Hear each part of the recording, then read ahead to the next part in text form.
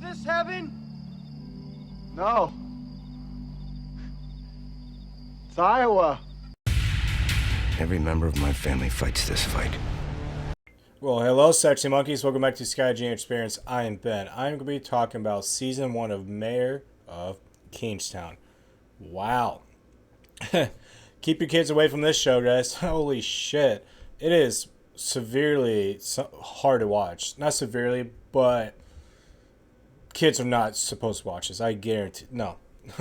If you like prison riots, SWAT raids, police corruption, city corruption by city officials, you got the inside look of how the Crips are, they deal with what they do. You have an inside look on the Aryan Brotherhood. And this is all outside and inside of prison. And you also have a little inside of the Latino group outside and inside of prison. This town of Kingstown has, I believe, 7 prisons in a 20-mile radius. This town, you have your life is evolved around the prison in some way, which or form. Either you're in the prison as a prisoner, you work in the prison as a correction officer, or you could be a civilian worker like a teacher, janitor, something along those lines. But also someone in the prison. And the fact that what's going on in the prison is starting to affect outside the prison. So just a typical bystander, you can get in the crossfire with this. But overall, there's 10 episodes on this, and there's a season 2 coming out next year, February 2nd, I believe. I cannot wait to watch it. This whole season was just nonstop go, go, go, leading up to the very final episode, which was a prison riot. I've never seen a prison riot like this before. It is ruthless. A lot of people die. But essentially, you think of the mayor of Kingstown. What is his role? What does he do? He's officially like the liaison for the town. He's a prisoner advocate, and he's also a criminal informant, a CI. Essentially, he keeps the peace between all different gangs outside the prison and inside the prison, because he has connections on the prison itself. For example, correction officer's named Ed. He's like the third in chain of command. He can lock shit down if he wants to lock down. He can do whatever he wants to do, so to speak. So, I'll give you an example. If the Cribs want something done, they'll make a trade for him. Like, all right, if you do this for us, the corrections officers, we'll let you do this. So it could be like, one example, episode 3. The city itself of Kingstown wanted to pretty much kill this guy, this meth head. This meth head killed accidentally his own kid by blowing up his meth lab accidentally. So the whole town wants this guy dead. And they figured the best way to do it is by putting him into prison itself and let the inmates take care of it. It's kind of easier to look, the other direction when you're in prison. Compared on the streets, you have more eyes, looking into it. So they send this guy to prison, and essentially the town, and the mayor is the one that comes up with this deal. It's like, look, blacks, Latinos, and whites, if you guys all kill this guy in prison, we'll give you favors. We'll give you, some drugs you want to bring to prison, whatever. We'll be lenient. So they do that. And in doing so, the blacks, the whites, and the Latinos now own, the corrections officers. And that's what leads up to the prison riot at the very end, because it's a huge buildup of people want what they want, and the corrections officers like, nope, you've asked too much, and now we're going to show you our power. And it's just a power struggle of measuring dicks in this movie. But it is dope. It's like, so in Yellowstone, so Taylor Sheridan, the creator of Yellowstone, he has his foot in this. He's directed 2 episodes. He created the story. Well, he didn't come up with the story. Someone else did. But he wrote it out. He's huge play in this. And you can tell when you watch a Taylor Sheridan movie or TV series, it has all these elements into it. And Yellowstone, you see it all day in this.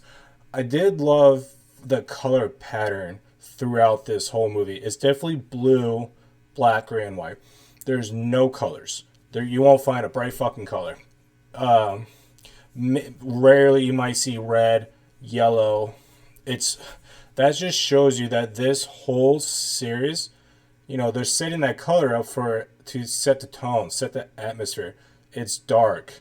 It's not, there's no bright futures of all these people, and a lot of people get killed throughout this fucking series. It's amazing. I love police corruption, watching all that, and like just the cops bending the rules so they can get their answers. Where it's just, that's the way I like seeing shit in movies. It's fucking amazing. So the mayor, played by Jeremy Renner, he's one of 3 brothers.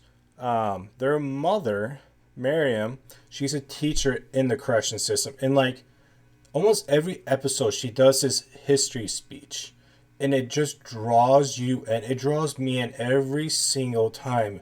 It's amazing how she can just do these historical speeches, mostly about Native Americans and slaves, like the real rough topics you talk about in history, and she just dips right into it, and it draws you in as an audience. Speaking of that, like Bunny, he's the leader of the Crips. All he does is sit out front in his yard and does what he does. He draws me in every time. There's a few episodes at the very end, Jeremy Renner, the mayor, and Bunny, they will sit there and just, you get to see that even though he's the leader of the Crips and he's in gangs, he's still human. He's curious about this just like any other person. For example, stars. They're sitting there, they're talking about constellation stars, just like any other person. You actually get to see a different side of that, and I enjoy that. One thing I did not enjoy, it was tough to watch, I would say, was the dark side of the Aryan Brotherhoods, so to speak. So there's this female named Iris that is kind of like a hooker, so to speak. She has sex with like judges and senators to get blackmail. And if you've seen this, you're gonna know where I'm going with this. But pretty much, she's just given off to the whites, the Aryan Brotherhoods, and they do not treat her good at all. Whew. That was tough to watch. That, you guys know what I mean. I won't dig much into it. But damn, every episode you just weren't sure where you're gonna go with this. But I love how I've never really seen anything like this before. It's definitely a lot of Law and Order, but like mixed with Sicario, because Sicario is directed by Taylor Sheridan. It really did remind me of a lot of Sicario, but like in the prison system. And with this being a prison TV show, you get so much prison lingo that you don't get anywhere else. Because I enjoy listening to that stuff. It's English, but you still don't understand what the fuck they're saying. It's like going to a hospital and listening to the doctors and nurses talk medical lingo. I enjoy that. If you enjoy shit like that, you'll get that with the prison system in this. It's amazing. The acting throughout this whole season 1, phenomenal. You got a lot of faces you do recognize from previous movies of whatever movie, but you'll see him like, I know that face, but there's not a bad actor in this at all. The cinematography is sharp. It really is. It's solid. From start to finish, you gain multiple SWAT raids, and like I said, the prison riot at the end. Wow, it's hard to beat that prison riot. Throughout the season, you get to see the prison, like how they do process of like, if you're gonna go do an interview in a prison, you watch step by step how they do that. Same with like a prison transport, and just how a civilian would check into work. You get to see all of that really throughout this, and that's really cool to see that. Just stuff that it definitely remind me. I'm gonna take a drink before I say this. It'll definitely make you not ever want to work in a prison ever again. Yeah, we have Animals of Penitentium like 40 minutes away. I'll pass on that. I will pass. And actually, 2 people got fucking killed there 2 years ago. 2 inmates tried to escape. They killed a correction officer and a nurse by pretty much taking a hammer to the head. So, yeah, and in this, you get a lot of prison deaths, like shanks, and you also deal with the women's system. I near the end of the season, they dig really into it, and they show you that the women are just as fucking dangerous as the men are. Like, they can be monsters, where the point is, they will kill a correction officer. And it's fucking amazing how they do this one female, prisoner in this male guard, and how they can just change the narrative is, you have to watch that. Will not give up. But if you know what I'm talking about, that shit was I didn't see it coming at all. I thought the ending was phenomenal. Not just the prison riot itself, but just how they end with Kyle McLusky, the younger brother of the mayor, Mike McLusky, the mayor, and his younger brother Kyle McLusky. When they walk out and they see the mother, and they kind of almost end it on that note, but it ends on, the mayor and Iris back in his cabin, and Milo, which is the leader of the whites, kind of like the biggest dog in the prison when it comes to like criminal status. He escaped at the fucking end. He just kind of walked out, like hidden in plain sight. Very clever. And so it definitely sets up season 2 to where there's going to be this huge mess you got to clean up. We still got Bunny on the outside, and Milo is now escaped. And wow. And the question of the younger brother Kyle McLusky was, he's having a kid on the way. His wife's, midway prego, 3-4 months, and he's offered a job out of town. So the question is his younger brother going to leave, or is his younger brother going to stay? And what are they going to do with Iris? Really, and then Milo. I cannot wait for season 2, because you can go a long ways with this, but I love this shit.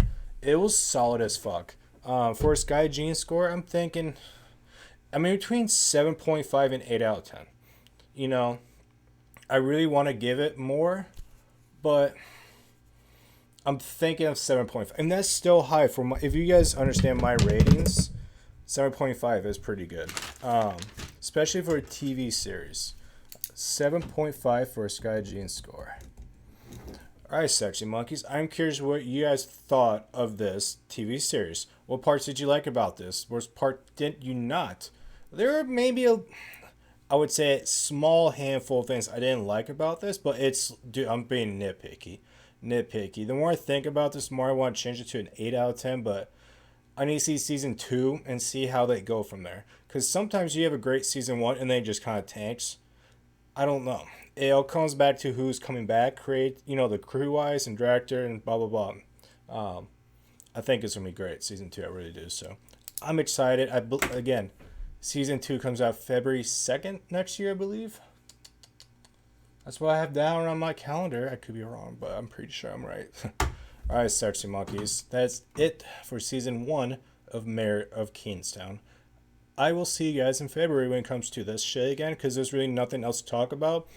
When I get when the trailer does drop for season 2, I'll do a trailer reaction. I'll do my thoughts about that.